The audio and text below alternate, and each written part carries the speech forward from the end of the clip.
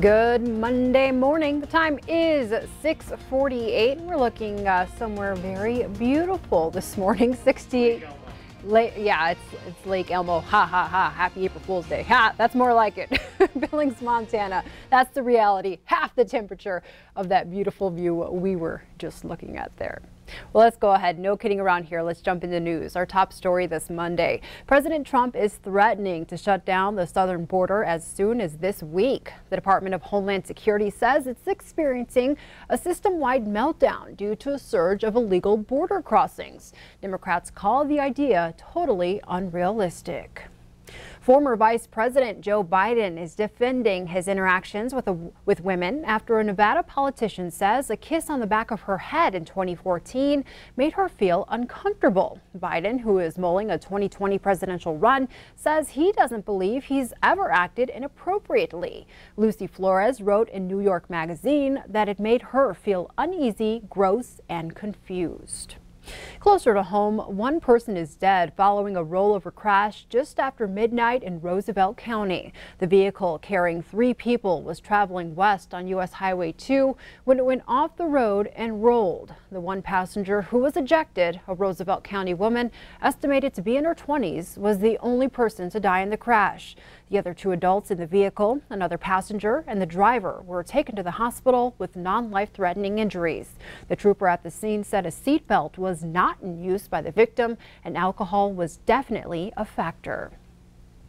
A controlled burn without a permit spreads out of control, getting close to 3 buildings west of Billings. This was the scene near Homestead Park Drive, south of Grand Avenue, a little before 2 o'clock Sunday afternoon. Crews from Billings and Molt responded and quickly put out the flames. Billings Battalion Chief Ed Regal says the fire came close to 3 buildings, but they were not burned. Molt Chief Dwayne Bierke says the person did not have a burn permit and issued a reminder that it's important to get burn permits if the fire is not contained to a barrel. In February, the United Methodist Church took a national vote to uphold a ban on gay clergy and same-sex marriages. Many churches across the country are speaking out in regards to the vote. MTN's Elizabeth Transu reports from Great Falls. Karen Oliveto, the bishop who leads Methodist churches in the Northwest, just so happens to be the church's first openly gay female bishop. They recognized in her that she had the spiritual gifts and graces and the leadership to be bishop. When the vote to uphold a ban on gay clergy and same-sex marriages happened in February, churches in Great Falls took to social media. In fact, 2 local congregations spoke out against the move. So there's a lot of pushback in our particular jurisdiction and in this conference over the decision. First United Methodist Church Reverend Jeff Wakely says the decision was a result of a disagreement that dates back to 1972. The idea was to press upon the conferences that they could not ordain gay clergy. The second plan was what was called the One Church Plan, which allows for each conference and jurisdiction the latitude to make the decision for themselves. He says that because this religion is so widely practiced, different jurisdictions have different interpretations of church doctrine. We're much more open to inclusion of LGBTQ in the Western jurisdiction compared to, say, the South Central, where they're much more conservative in that way. Wakely says it's not a new problem, and like many religions, Methodism is struggling to adapt to today's norms. All churches are dealing with the fact that we're always one step behind culture, okay? And so some people say, look at what the culture does and say, oh my God, we got to protect ourselves from the culture. We got to protect people from what's happening in the culture. But rather than resisting new lifestyles, Wakely says he's going to embrace them. While his congregation has lost members due to their stance, he doesn't plan on turning anyone away. We have several gay couples in our congregation who have been in committed relationships. Whatever is done at the general conference level is not going to keep us from doing what we do. And in this particular church, First United Methodist here in Great Falls, we are an inclusive church. And by that, everybody's welcome. In Great Falls, Elizabeth Transu, MTN News. And here in Billings, Grace United Methodist Church stated in a Facebook post that all are welcome. This week under the big sky are full-length stories with Duckworth Wool, Coachella Guitars, and Paralympian Megan Fisher are now available to watch online. These stories, now available at underthebigsky.com, take viewers to Dillon, Montana, where the Helly family has been raising sheep for 5 generations and are producing the only source-verified merino wool in the United States.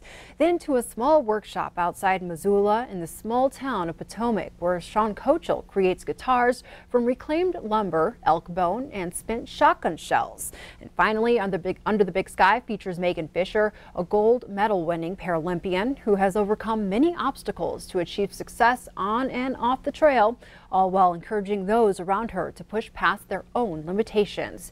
You can also catch an encore presentation on Sunday, April 6th and on the 7th at 10:35 p.m. following your local evening news. A survey released last year by the New American Economy and the International Rescue Committee found that Missoula has received almost 200 refugees since 2016, and now a university program is releasing a photo series highlighting some of Missoula's most interesting immigrants. The photographs are part of the Frankie Global Leadership Initiative program through the University of Montana. GLI's goal is to help students better understand worldwide issues. This year's capstone project will highlight about 10 Missoula immigrants and their stories through student-conducted interviews and photographs. The photos will be on display at Break Espresso through the month of April. Jordan McCloney researched what she calls the refugee crisis and says this project shows immigrants aren't that different from other citizens. I personally have met with so many people from all over the world. People from the Philippines, from Chile, from Austria, from Iraq. And something that I learned was that Missoula is so much more diverse than I thought it was. We have people from all over the world living here, and they're just all like us, just wanting to work and go to school and have fun on the weekend with their friends and just have a nice life here. Now back here in Billings, as the temperature continues to change, one of the Magic City's most popular food stands opens up for another delicious season, an official sign that spring is here. Softies Ice Cream stand is now officially open for the spring and summer season. Open 7 days a week, the stand is located on the corner of 24th Street West and Broadwater. The reopening brings back the tradition of grabbing a cool treat as the temperatures rise. And a sign of warmer temps just south of Glasgow, floodwaters. This is the scene from the Klein family farm and ranch, where they're in the process of calving 650 head of cattle. But those floodwaters weren't going to stop Trevor Klein from making it to the Glasgow Prom. After a morning of feeding, Trevor jumped into his kayak and hit the road. He needed to catch a date with Emmeline Page. Trevor's mom, Toby, tells us the water is about 2.5 feet deep over the county road getting into town. She says that by the time Saturday rolled around and after a week of just seeing his family, cows, mud, and water, Trevor was very happy to get into town regardless of the transportation. That's a first for me, Ed. That's a good one. You know, that's got that kind of a James Bond flair to it. Down in the canoe just to jump out with his tuxedo on. Yep. I like that. Glad it didn't fall in or anything like that. Yeah. He was able to make it.